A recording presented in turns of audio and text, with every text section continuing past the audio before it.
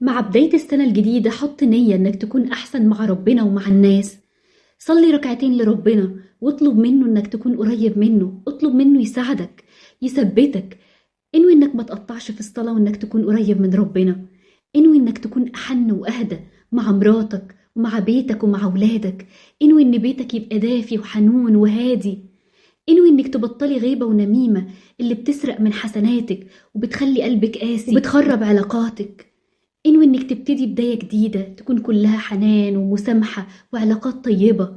انوي انك مش هتسيء الظن بالناس.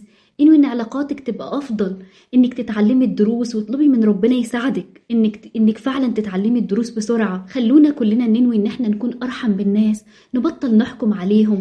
خلونا نجدد النية وننوي ان احنا نتقن عملنا. لو انت في شغلك اتقني عملك وساعدي الناس على قد ما تقدري. اتقني تربية ولادك. ننوي نتقن كل حاجة بنعملها. ننوي ان احنا نشكر ربنا ونمتن ليه على كل حاجة في حياتنا حلوة. واولى الناس بالشكر هم اهل بيتي. اشكر ربنا عليهم. اشكر ربنا انه اداني زوجة صالحة. اشكر ربنا انه اداني زوج حنين.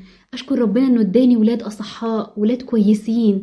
نشكر ربنا ان هو خلانا ندخل السنة الجديدة وان في فرصة نتوب ونبقى احسن.